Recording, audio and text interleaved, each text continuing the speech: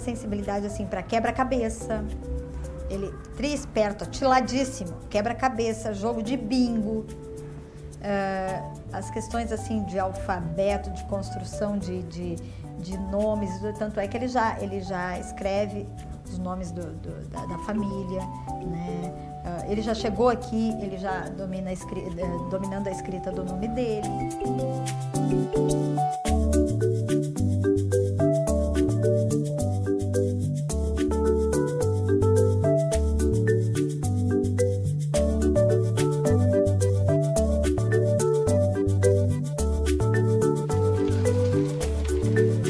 Na idade dele, a maioria das crianças tem aquela bicicleta, né? A famosa bicicleta. Ele tem uma moto elétrica e ele consegue ainda brincar com essa moto. Então, para ele, é o máximo ele estar na rua com as crianças brincando. Ele gosta de brincar no computador. Adora mexer em tudo. Ele gosta de cantar. Meu coração batia forte, eu nem sabia porquê.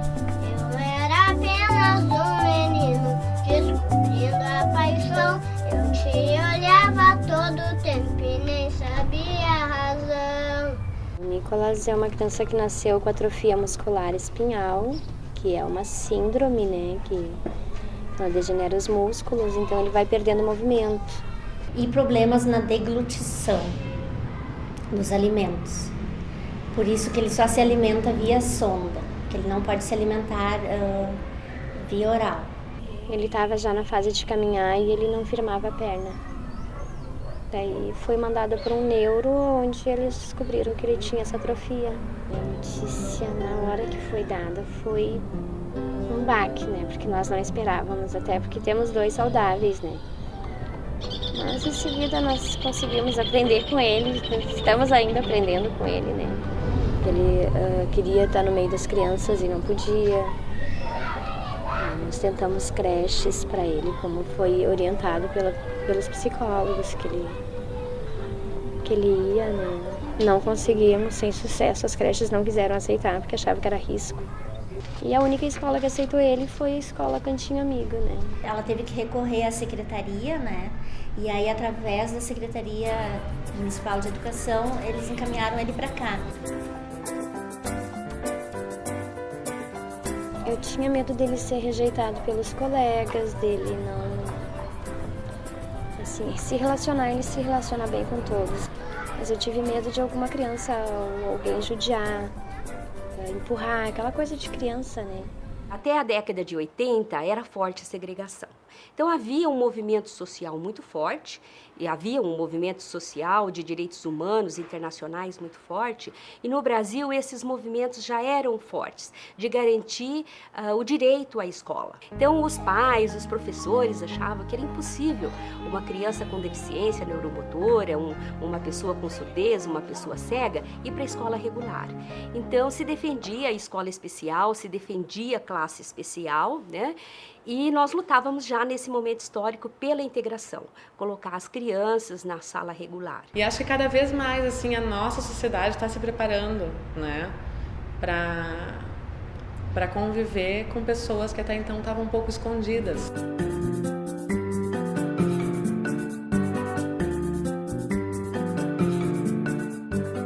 Eu acho que nós vamos chegar à sociedade inclusiva se as crianças forem, desde cedo, à educação infantil, que tiverem esta oportunidade, não só de se desenvolver no sentido do desenvolvimento humano, né, numa visão humanística da educação, mas também na educação no sentido de oferecer as oportunidades de participação da cultura. Então, acesso ao letramento, acesso à informação, acesso às artes, né? A educação infantil é um princípio hoje, dentro da educação infantil, ela reforça o lúdico, o movimento, a brincadeira, o prazer, a construção de vínculos, né, afetivos, de vínculos de solidariedade. E isso é fundamental para todas as crianças. Então, a criança com necessidades especiais que vem à escola, ou crianças com alguma deficiência, elas não precisam de um currículo diferente, elas não precisam de um currículo especial, elas não precisam de uma escola especial. Elas precisam disto, que é o que oferece a educação infantil. A gente entende que o espaço da escola é um espaço de inclusão, até porque nós temos todas as turmas, todos os anos, nós temos crianças que necessitam, às vezes, assim, em algumas situações de cuidados especiais, né? A escola é um pouquinho da casa da gente, né? E as nossas crianças, principalmente a faixa etária que a gente trabalha, as crianças estão saindo do aconchego familiar, e as primeiras pessoas que eles conhecem somos nós, em termos de escola, né? Educação infantil, na verdade, é um contato, né? O primeiro contato com o mundo da leitura, da escrita, né? Da imaginação, da fantasia, é muito brincar, né? E, na verdade, a adaptação curricular não é necessária, porque a gente faz à medida do que ele pode ajudar. Ele vai brincar, vai entrar nas atividades dentro da limitação dele, é dado tempo para ele, né? Nós não conhecemos as crianças, então assim, os pais vêm, eles fazem uma entrevista, né? Eles nos contam como é que são os filhos deles, mas nada como assim, conhecer a criança, trabalhar com a criança. E isso dentro da sala de aula é muito mais fácil a gente trabalhar no grupo do que se trabalhar uma criança especificamente, né? Lidar com aquela criança que tem determinada dificuldade. Porque no grupo, tu trabalha com eles com todas as diferenças, né? Cada um com as suas limitações, com o seu ritmo, com as suas, vamos dizer, dificuldades, né? E no grupo eles estabelecem algumas regras e o que vem assim, de encontro com o pedagógico é a construção do grupo. Os brinquedos são uma coisa que estimulam bastante. A hora do brinquedo é um momento importante, né? Tanto de socialização como estímulo para a autonomia dele mesmo. Porque a gente procura deixar ele interagir com os colegas. Para ele tudo é novidade, tudo é ótimo. Cada vez que ele aprende alguma coisinha nova na escola, ele chega, ele conta, ele fica feliz com aquilo. É um espaço que é dele, onde ele fica longe de mãe, de irmão. Eu acho que isso para ele está sendo bastante importante, porque ele está aprendendo a ter responsabilidade. Ele tem aquele horário que ele tem que ir para a escola. Vamos acordar. Bom dia. Vamos tirar o oxigênio.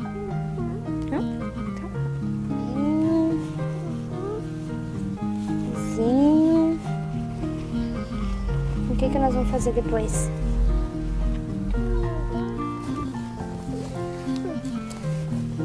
Isso.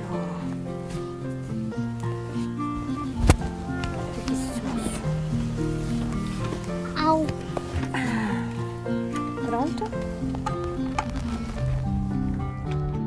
Então, acredito que as escolas, para se tornarem sistemas inclusivos, elas têm que partir desse ponto, de discutir os seus preconceitos abertamente, né, fazer as suas reflexões sobre as suas atitudes, sobre as suas posturas e aprender a lidar com a diversidade e com a diferença.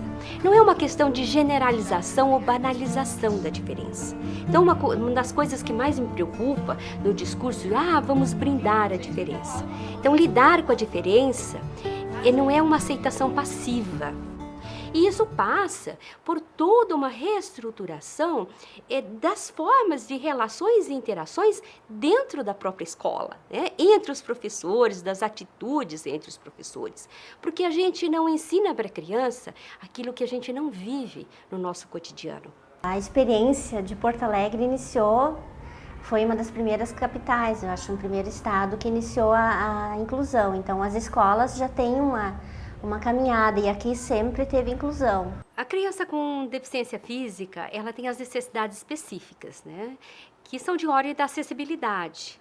Ela necessita de ambientes acessíveis, né? Eliminação de barreiras arquitetônicas, ela precisa de banheiros adaptados, ela precisa de instrumentos de locomoção, né? Ela precisa de cadeiras de roda quando ela não consegue andar, para poder se deslocar por todo o espaço da escola e nos ambientes comunitários. E precisa também, que eu chamo de necessidades específicas, são os mobiliários adequados. Eu digo sempre que não é a limitação da criança ou o tipo de dificuldade que ela tem que determina se ela pode ou não ir para a sala regular.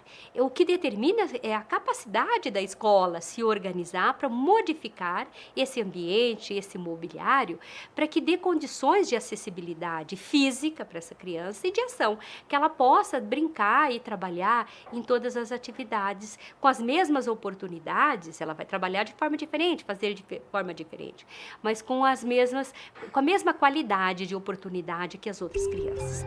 Quando o Nicolas chegou para nós, a gente já sabia vamos dizer, não diria nem dificuldade, das limitações dele. Então, o Nicolas chegou, foi uma criança igual às outras dentro da sala. A escola já estava adaptada, porque teve uma obra em 2004 ela está 100% adaptada, assim. Então, teve uma reforma no banheiro, a rampa de acesso, a sala de aula, as portas, né? Então, teve uma obra já avisando a vinda de uma criança cadeirante. O Nicolas é o primeiro cadeirante da escola. A gente não tolheu ele de nada. Ele participou de tudo que ele tem direito.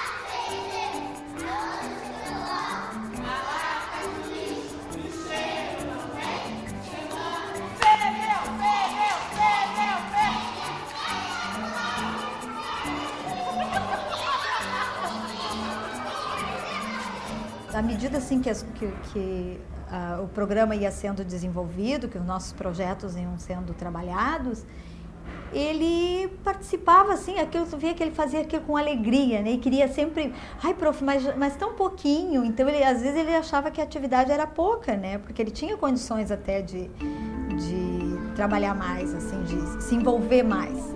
Ele sempre achava que era pouco. E a gente foi percebendo que aquilo foi bom para o crescimento dele. Porque alguns medos que ele tinha também, porque ele achava que ele não ia conseguir fazer algumas coisas, e a gente, na medida assim, bem natural mesmo, a gente ia mostrando para ele que ele tinha capacidade, ele tem capacidade. As atividades feitas no chão, ele ia para o chão, as atividades feitas no quadro, ele ia para o quadro, né? A gente até adaptava, às vezes empurrava a cadeirinha, em vez da cadeira de rodas, né? Mas a gente nós não fizemos mudanças para que ele permanecesse no grupo. Não foi feito isso. A gente recebeu ele naturalmente como todos os outros. Sim, esta moça veio. Ah, tá.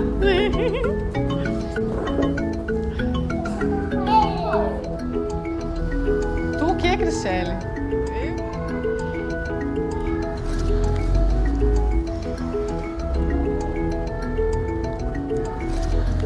Ele se comunica muito claro, de uma maneira muito clara. Ele expressa o pensamento dele de uma maneira muito clara. Ah, tu ouviu isso, Pedro? Ele disse que não é o destruidor, é o construtor.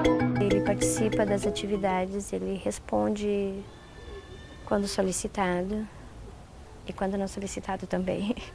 É sempre o primeiro, eu sei.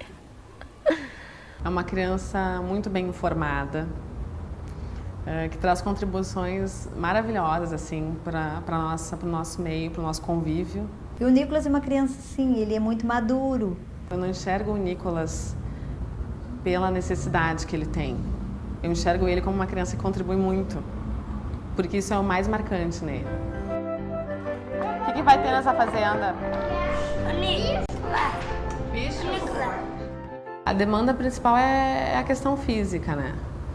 Então, o que tem acontecido mais é que eu tenho brincado mais com eles no pátio, por exemplo, subido na casinha.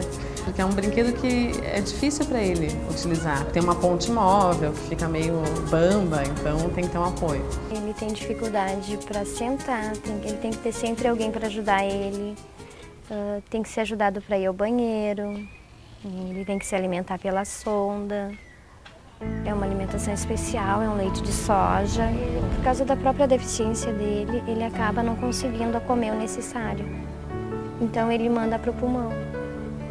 Daí complica o aparelho respiratório. Ele gostaria muito de comer com os outros, né? Comer as mesmas coisas, mas ele sabe que ele não pode. Mas ele fica mexido com a questão do alimento, né? A gente tem aquela mania, né? Gente, tá bom, né? Vamos comer, tá bom, não sei o que, não sei o que. E o Nicolas não pode comer. Às vezes eu falo e eu tenho medo de estar sendo exclusiva. E quando eu vejo, eu já falei.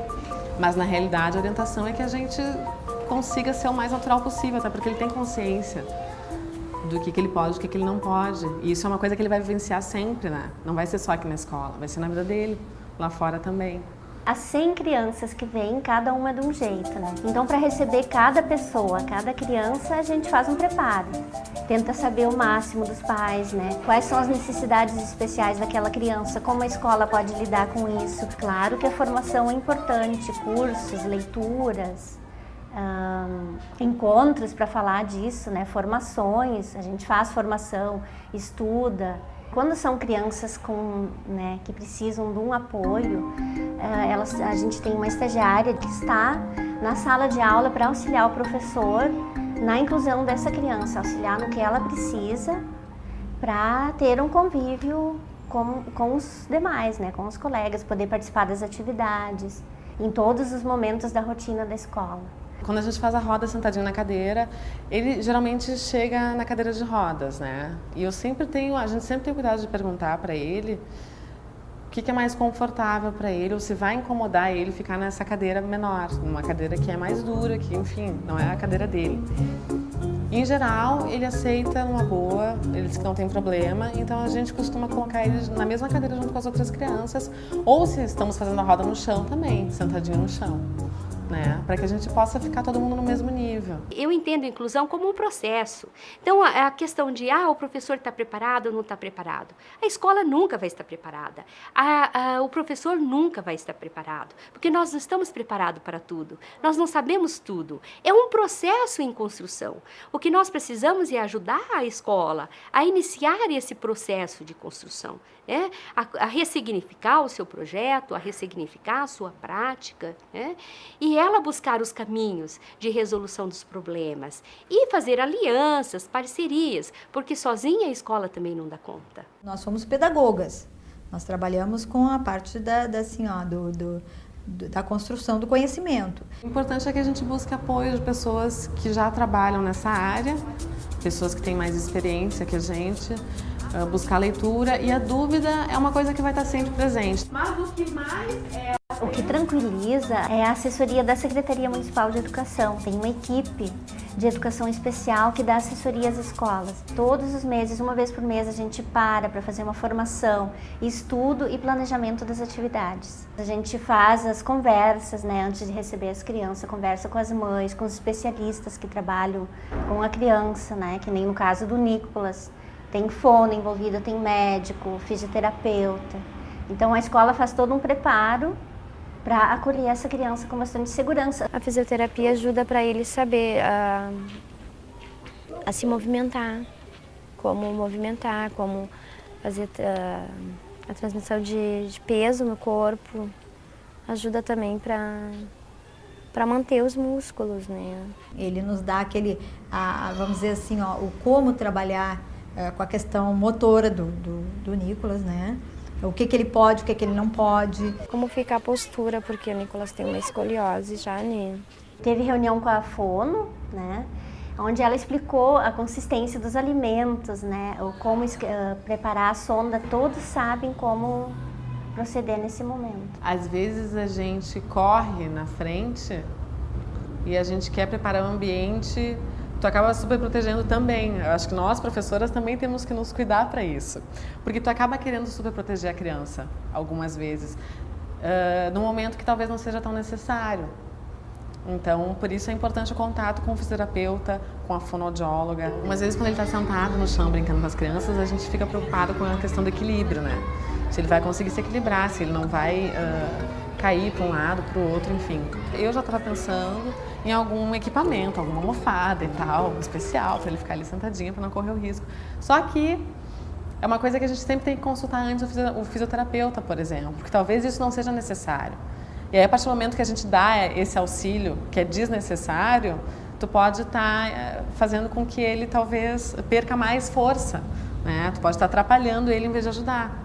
Eu estou sempre presente na escola, né, tentando ajudar de alguma forma a elas a conviver com o Nicolas, a saber como lidar com ele. Né? Se elas têm alguma dificuldade, elas me perguntam, eu vou lá e converso com elas. Ou às vezes eu tenho alguma dúvida, quero saber sobre alguma atividade da escola, eu vou na escola, eu pergunto. A gente tem um relacionamento muito bom. Né? A presença dos pais é muito importante para a escola. E ter esse contato, esse interesse pela escola. A gente tem experiências muito boas aqui do conselho escolar, bem participativo, que apoia a escola, participa nas atividades quando convidado, né? Em festas. E o trânsito livre dos pais dentro da escola. Ele era muito dependente de mim. Hoje, depois da escola, mudou bastante coisa, né? Hoje ele fica sozinho, ele me ajuda. Ele tá muito mais alegre. O Nicolas era deprimido, ele passou por um período de depressão, né? Depois que ele foi para a escola, isso tudo melhorou muito. Né? Eu só tenho a agradecer àquela escola.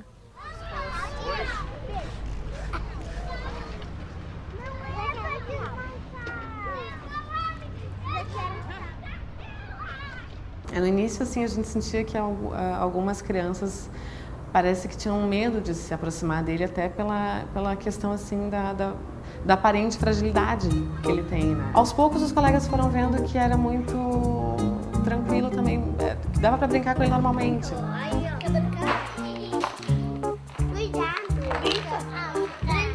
Eles ajudam bastante e eles tratam de igual para igual. Se eles tiverem que discutir, que brigar por um brinquedo, eles brigam.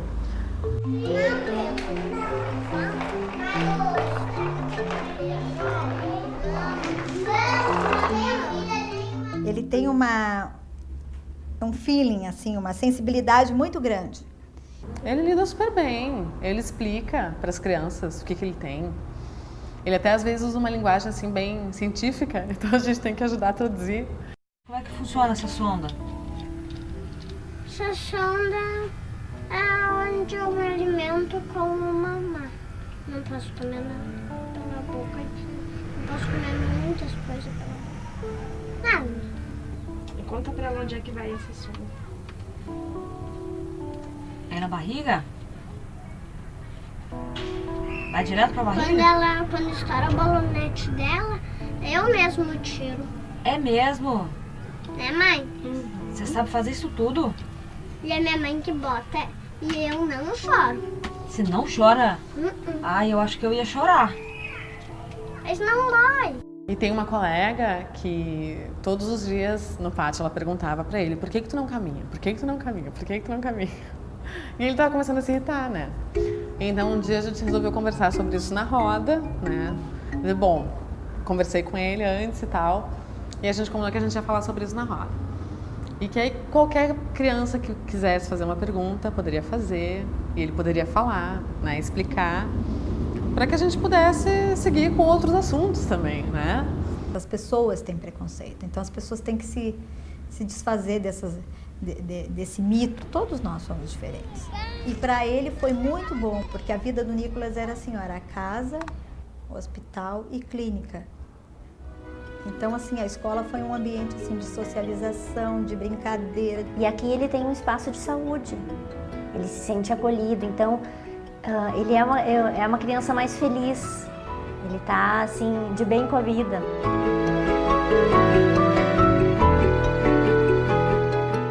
Isso é inclusão. Não fazer da deficiência, da necessidade um problema. Só achar um outro jeito, um outro arranjo, né? Isso que é o importante. Porque existe a lei de inclusão social e ela tem que ser cumprida. E que para isso precisa brigar, que nem eu briguei. Eu briguei muito e consegui. Hoje o Nicolas é feliz, é uma criança mais feliz do que já era. Então, o conselho que eu deixo é que as mães acreditem nos seus filhos e façam valer os direitos deles. Tu não viu ainda uma coisa que eu sei fazer? O quê? Que tu se tentava quebrar as pernas.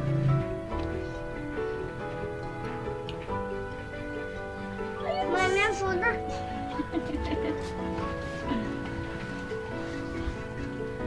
Como é que você faz isso? Como é que você faz isso? Sou burra.